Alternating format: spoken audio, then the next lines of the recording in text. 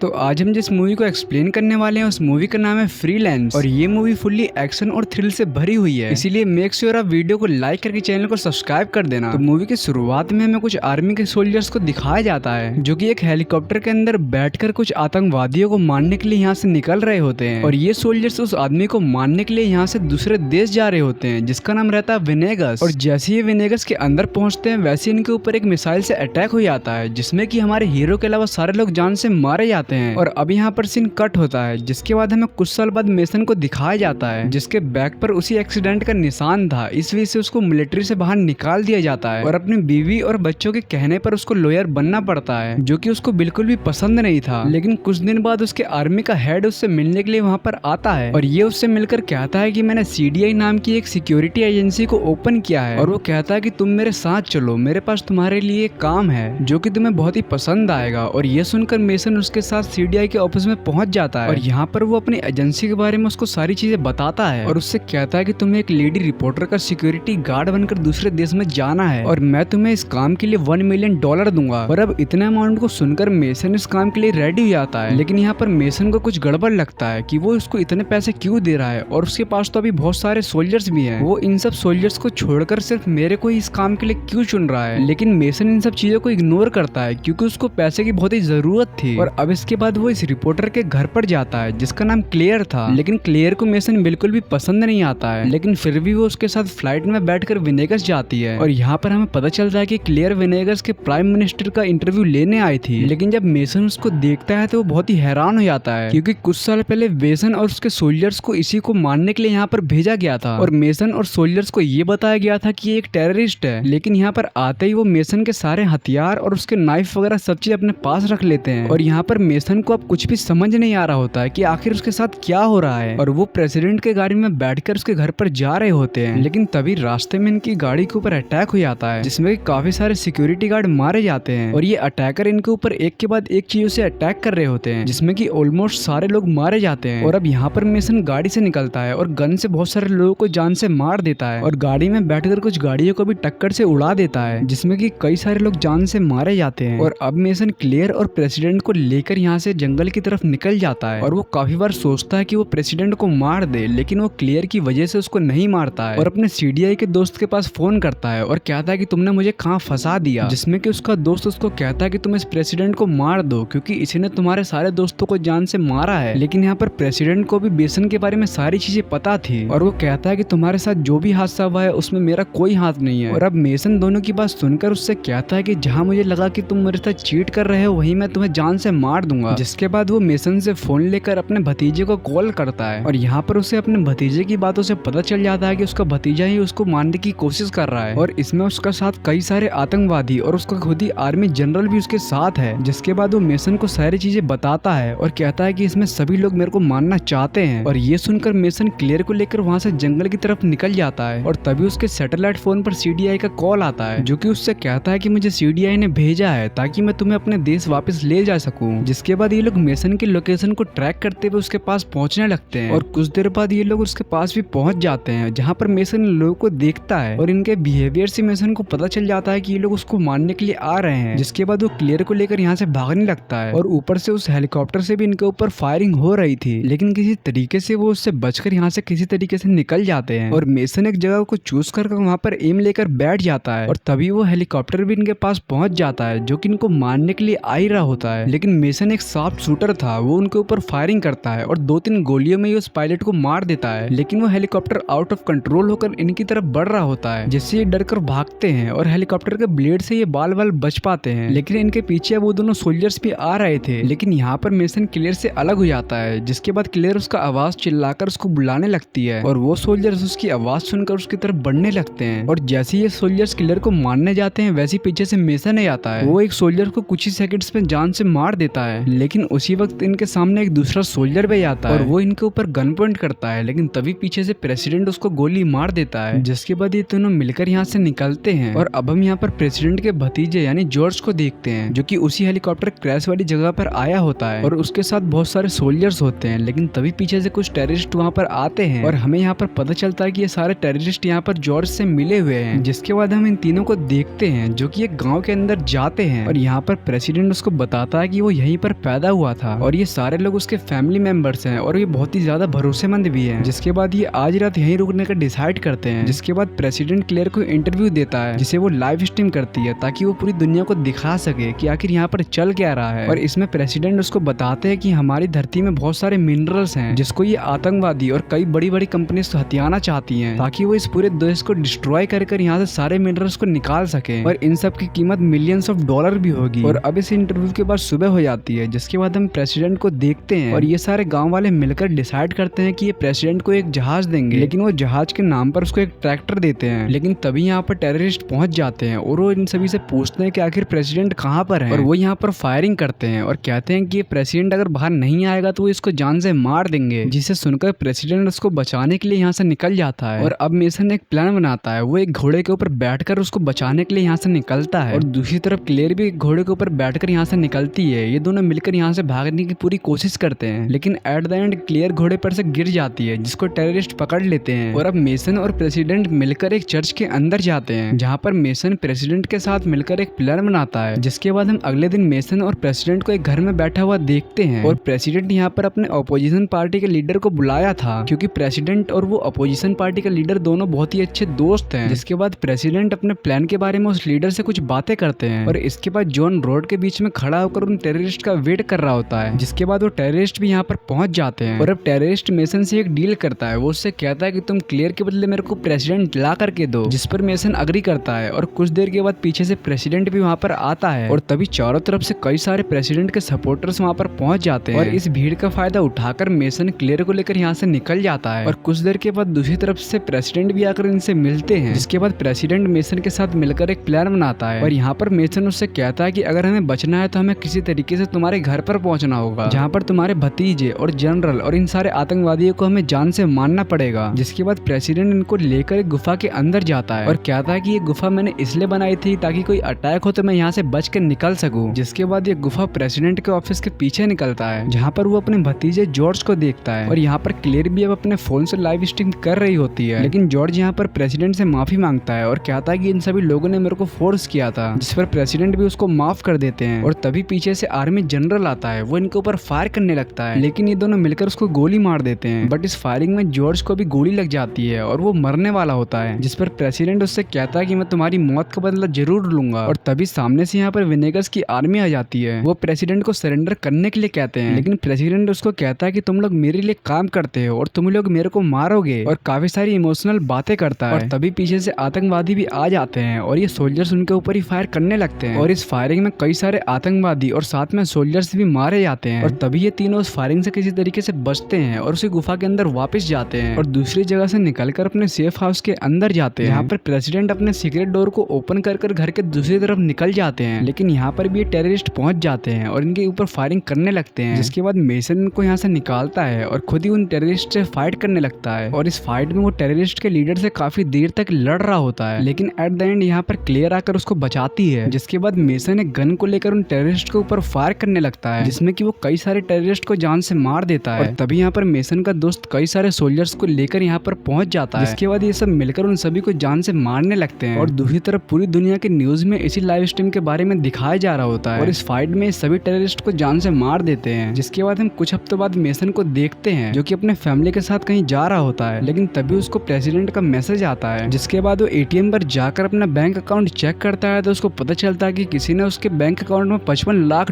डाल रखे हैं। और इसी के साथ मूवी खत्म हो जाती है। तो अगर आपको ये वीडियो पसंद आए तो आप इस वीडियो को लाइक करके चैनल को सब्सक्राइब कर देना और अगर आपको ऐसी और वीडियोस पसंद है तो आप हमारे चैनल को चेकआउट कर सकते हैं जहाँ पर हमने इससे भी बेहतरीन मूवीज को एक्सप्लेन कर रखा है। Thanks for watching.